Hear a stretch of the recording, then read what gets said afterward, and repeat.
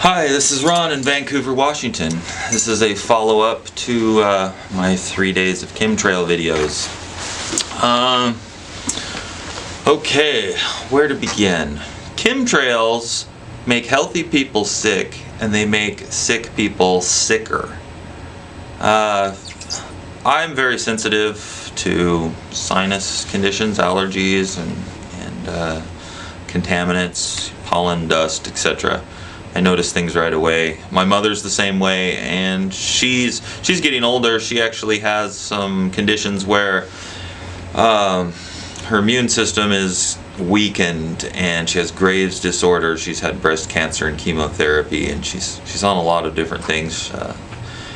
And her sinuses, though, are real sensitive. And her husband was talking to her about these last few days of chemtrailing, and she knows what happens. She's correlated her physical effects with the days that they spray, just like I have.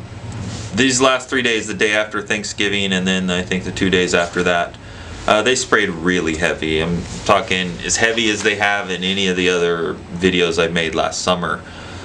400, 500, 600 jets in one day. You know, every time you look up, there's 4 or 5 of them going across the sky, and then you can look up every 15 minutes all day long, practically. And you know, do the math. It adds up to hundreds and hundreds and hundreds every day over just this city of Portland and Vancouver. And this is happening nationwide and worldwide. I mean, there's got to be tens of thousands of chemtrail jets, and they are refilling and taking off as fast as they can, 24 hours a day. They spray at night also. I've been out when the moon was out, and you can see the stripes all over the sky. So anyway, 3 days of heavy chemtrailing. We both start developing conditions, cold-like, flu-like conditions. Except I never got sick. She never got sick either. What happened? My lungs became heavy, and it was hard to breathe, and when I'd go to sleep at night, when I'd lay down, which made it even harder, I was unable to breathe through my nose, really. I had to breathe through my mouth, so it felt like a chest cold coming on. But none of the other things associated with a chest cold. No pain in my chest, no body aches, no fevers, no flush feeling, no sweats, no nothing. Nothing at all. No cold symptoms except for heavy feeling in my chest, sinuses, and really a minor bit of runny nose feeling. Not even to the point of a runny nose, just feels like it might be having a runny nose. Oh, and then the regular things that happen, which are, you know, a sore throat, and you know, that goes along with the sinus thing, and then a sore throat are the main observable conditions. And I'm a healthy person, totally healthy. The point is, I didn't get a cold. There was no cold symptoms. All that happened on 3 heavy days of spraying was my mother's sinuses got inflamed, and she was unable to breathe well, but no body aches, no other symptoms of a cold. Her cheek swells up along her sinus right here, and it looks like she got like hit in the face or something, because this side stays down, this side that's always prone on her. And every time they spray chemtrails heavily, her sinus swells up, and if they keep it up persistent enough for, 4, 5, 6 days, it goes on. She gets a sore that breaks through right there. The other effects I noticed, my tongue was swelling. My tongue felt swollen, and the more I breathed the chemtrail air, the more my tongue felt like it was sensitive and tingly almost, like it hurt a little inside. And all I can, to me it seems like toxins are getting in my body, and they're in my soft tissues, and I'm feeling it. I mean, this stuff collects in your glands. That's medical. That's not me conjecturing here. That is medical. Toxins collect in your glands and your tissues. So these things, the chemtrails, they make healthy people become sick, and sick people become more sick. Could this be Obama's plan to balance the budget as far as Medicare and Medicaid goes? Just kill off the old people with poisons in the environment, and also sicken the young people so that they work their whole lives and spend all their money so that they can spend it on health insurance and have nothing to really show for it in their old age when they succumb to all of the toxins and poisons that they've been fed and told are good their entire life, or okay, or perfectly normal. I mean, I don't know. And then don't think this is an Obama thing. Obama's no better or worse than Bush, who was no better or worse than Clinton, who was no better or worse than Bush. Well, the Bush before Clinton, there's a lot of evidence that that guy may be the devil. But that's a funny story, and we're not talking about funny stuff right now. We're talking about airplanes by hundreds over every major population center, spraying people with toxic aluminum, barium, and strontium that we know of. In all likelihood, they're spraying us with radioactive particles, Morgellons. They're spraying us with live viruses, for all you know, for all I know, because we don't know what they're spraying.